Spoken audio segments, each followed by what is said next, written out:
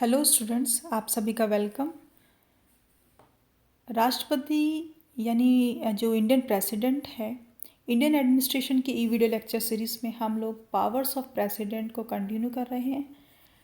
तो सामान्य परिस्थितियों में जो एग्जीक्यूटिव पावर्स हैं, जुडिशियल पावर्स हैं, लेजिस्लेटिव पावर्स हैं, मिलिट्री पावर्स हैं, डिप्लोमेटिक पावर्स हैं, उन सभी का हम डिस्कशन कर चुके हैं। और जो इमरजेंसी पावर्स हैं यानी आर्टिकल 352 जो राष्ट्रीय आपातकाल है, उसे हम डिस्कस कर चुके हैं। आज हम आर्टिकल 356 यानी राष्ट्रपति शासन के बारे में चर्चा करेंगे। तो राष्ट्रपति जो शासन है, इसे राज्य आपातकाल भी कहते हैं, प्रेसिडेंट रूल भी कहते हैं, संवैधानिक आपातकाल के रूप में भी इसे जाना जाता है। राष्ट्रपति जो शासन लगाता है वो किस आधार पर लगा सकता है? अगर राज्य में संवैधानिक तंत्र के असफल हो जाने की बात हो, यानी आर्टिकल 356, कॉन्स्टिट्यूशनल जो मशीनरी है, स्टेट कॉन्स्टिट्यूशनल मशीनरी, उसके फेलियर होने पर। दूसरा, संघ द्वारा दिए गए निर्देशों का अनुपालन न करने और उन्हें प्रभावी न करवाने की स्थिति में, यानी 365 जो आर्टिकल है वो भी अगर उसको प्रभावी उसका जो 365 जो आर्टिकल है जो कि कहता है कि संघ ने यानी केंद्र ने जो निर्देश दिए हैं उनका पालन अगर राज्य नहीं कर रहा है, तो 365 के बेस पर भी 356 जो आर्टिकल है उसे एनफोर्स किया जा सकता है। तो राष्ट्रपति जो शासन है, राज्य के राज्यपाल से इस संबंध में रिपोर्ट मांगी जाती है, यानी राज्य का जो राज्यपाल है, पर्टिकुलर स्टेट का जो राज्यपाल है, वो इस संबंध में रिपोर्ट भेजता है। उस रिपोर्ट से संतुष्टि होने पर राष्ट्रपति राज्य आपातकाल या प्रेसिडेंट रूल या संवैधानिक आपातकाल, जिसे 356 कहते हैं, वह लगाता है। अब किसी भी राज्य में राष्ट्रपति शासन की जो घोषणा है उसको 2 माह के अंदर संसद के दोनों सदनों द्वारा स्वीकृति देनी होती है। जो चीज़ राष्ट्रीय आपातकाल में 1 माह के अंदर संसद की अनुमोदन की स्वीकृति आवश्यक है, तो यहाँ पर राज्य आपातकाल में यानी राष्ट्रपति शासन में, प्रेसिडेंट रूल में, इस घोषणा को 2 माह का टाइम दिया हुआ है कि 2 माह के अंदर संसद के दोनों सदनों से स्वीकृति मिलना आवश्यक है। स्वीकृति अगर मिल जाती है संसद की, तो 6 माह तक राष्ट्रपति शासन जारी रह सकता है। प्रत्येक 6 माह पर संसद की स्वीकृति से राष्ट्रपति शासन की जो अवधि है उसे मैक्सिमम अगर देखा जाए तो 3 वर्ष तक बढ़ाया जा सकता है।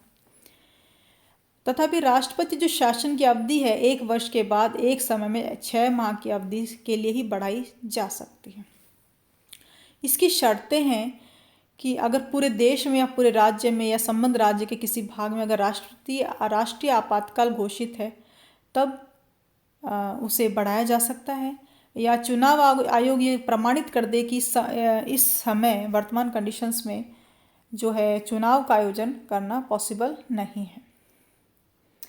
किसी भी राज्य में राष्ट्रपति शासन की घोषणा को यानी 2 माह के भीतर दोनों सदनों में स्वीकृति देनी तो ज़रूरी है ही है, और स्वीकृति मिल जाने पर राष्ट्रपति शासन 6 माह तक रह ही सकता है। मैक्सिमम पीरियड इसकी 3 वर्ष तक इसे बढ़ाया जा सकता है। तो राष्ट्रपति शासन लागू होने पर राष्ट्रपति को असाधारण शक्तियाँ प्राप्त होती हैं। वे हैं, कौन सी असाधारण शक्तियाँ हैं?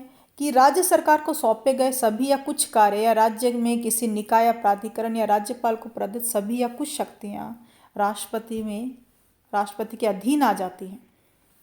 मतलब राज्य सरकार के सारे कार्य या कुछ कार्य आ जाएंगे, या राज्य के किसी निकाय या प्राधिकरण या राज्यपाल को प्रदत्त सभी या कुछ शक्तियाँ राष्ट्रपति के अधीन आ जाती हैं।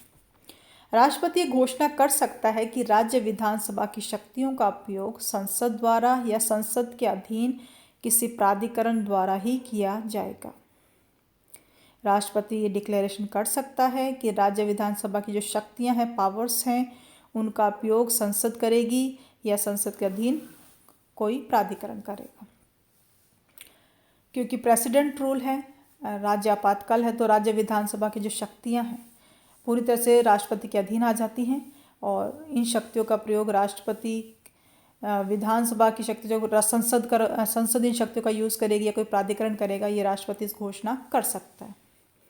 इसी के साथ लोकसभा के सत्र के अवसान के समय राज्य की संचित निधि से व्यय को प्राधिकृत भी कर सकता है। जैसे केंद्र की जो संचित निधि है उससे तो संबंधित सभी शक्तियाँ राष्ट्रपति के पास हैं, तो राज्य की संचित निधि से संबंधित जो व्यय है उससे उसकी जो उसका जो अप्रूवल है वो भी राष्ट्रपति के अधीन आ जाएगी, राज्य की संचित निधि, जिस पर बाद में संसद की स्वीकृति ली जाती है।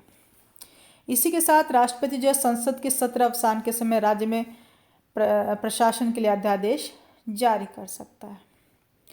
तो ये जो पावर्स हैं, यानी राज्य प्रशासन, जिस राज्य में राष्ट्रपति शासन लगता है उससे संबंधित सभी शासकीय कार्य, प्रशासकीय कार्य राष्ट्रपति के अधीन आ जाते हैं। तो आर्टिकल 356 का आज हमने डिस्कशन किया। और आर्टिकल 356 जो है राज्य में संवैधानिक तंत्र के असफल होने पर, यानी राज्य आपातकाल, संवैधानिक आपातकाल, प्रेसिडेंट रूल, राष्ट्रपति इसकी घोषणा कर सकता है। ये राष्ट्रपति की आपातकालीन और इमरजेंसी और असामान्य परिस्थिति वाली शक्तियां हैं। और जो है आर्टिकल 365 भी इसका बेस होता है कि अगर संघ यानी सेंटर द्वारा दिए गए जो निर्देश हैं उनको राज्य नहीं मानता है तब भी राष्ट्रीय शासन लागू किया जा सकता है। तो इस प्रकार आपको समझ में आ गया होगा कि राष्ट्रपति शासन लागू होने के जो बेसिस है वो क्या है, और इस दौरान राष्ट्रपति के पास राज्य सरकार की सभी शक्तियां आ जाती हैं। उसके बाद थर्ड जो आता है वित्तीय आपातकाल, आर्टिकल 360, मतलब राष्ट्रीय आपातकाल, नेशनल इमरजेंसी हमने डिस्कस किया, और राज्य आपातकाल यानी प्रेसिडेंट रूल हमने डिस्कस किया। अब तीसरा जो आपातकाल है वो है वित्तीय आपातकाल, फाइनेंशियल इमरजेंसी। तो फाइनेंशियल जो इमरजेंसी है वो तब लगाई जाती है राष्ट्रपति द्वारा जब उसे राष्ट्रपति को संतुष्ट हो जाए इस बात से कि भारत और उसके किसी भाग में वित्तीय जो स्थिरता है, इकोनॉमिक जो स्टेबिलिटी है वो खतरे में है। वित्तीय आपातकाल की जो घोषणा है संसद के अंदर 2 माह के अंदर उसका अनुमोदन होना ज़रूरी है। और इस दौरान अगर राष्ट्रपति अगर फाइनेंशियल इमरजेंसी को यूज़ करता है तो उसे कौन सी शक्तियाँ मिलती हैं, उसमें है कि राज्यों को जो वित्तीय संपत्ति से जुड़े कानूनों पर नज़र रखने का निर्देश वह दे सकता है। राज्य में जो भी सेवारत जो अधिकारी हैं या कुछ भी जो भी वेतन भत्ते जो भी सरकारी कर्मचारी अधिकारी हैं उनके वेतन में कटौती संबंधी निर्देश भी दे सकता है। राज्य विधानसभा द्वारा पारित सारे जो धन विधेयक हैं, मनी बिल हैं और अन्य जो विधेयक हैं वो अपने राष्ट्रपति के अधीन आ जाएंगे, विचारार्थ उसके पास सुरक्षित आ जाएंगे। और जो राष्ट्रपति है राज्य में संघ के कार्यों की देखरेख के लिए सेवारत सभी अथवा सब किसी वर्ग के व्यक्ति के वेतन और भत्तों में कटौती के निर्देश जारी कर सकता है, जिसमें उच्चतम न्यायालय, उच्च न्यायालय के न्यायाधीश भी शामिल हैं। तो फाइनेंशियल इमरजेंसी अपने आप में बहुत ही वित्तीय स्थिरता की अगर स्थिति खतरे में है, आर्टिकल 360 जो है उस वक्त लगता है। पर अभी तक हमारे देश में वित्तीय आपातकाल की जो घोषणा है अभी तक नहीं हुई है, और ये एक अच्छी बात है। तो वित्तीय आपातकाल लगना भी नहीं चाहिए। अभी तक हम देखें तो वित्तीय आपातकाल और जो है प्रेसिडेंट रूल है यानी राष्ट्रपति शासन है, और जो फर्स्ट नंबर पे यानी राष्ट्रपति जो राष्ट्रीय आपातकाल लगता है यानी आर्टिकल 352, ये तीनों जो आपातकाल हैं, राष्ट्रीय आपातकाल, राष्ट्रपति शासन और वित्तीय आपातकाल, इन तीनों आपातकालों में अगर देखा जाए तो सबसे ज़्यादा सेकंड नंबर जो राष्ट्रपति शासन है उसका सबसे ज़्यादा दुरुपयोग हुआ है। यानी सबसे ज़्यादा जो पावर्स, इमरजेंसी पावर राष्ट्रपति के द्वारा यूज़ की गई हैं वो है राष्ट्रपति शासन यानी आर्टिकल 356। उसके बाद राष्ट्रीय आपातकाल 3 बार लगा है, और वित्तीय आपातकाल अभी तक हमारे देश में एक बार भी नहीं लगा है। तो आज जो है हमारी राष्ट्रपति से संबंधित जो शक्तियां हैं वो पूर्ण होती हैं।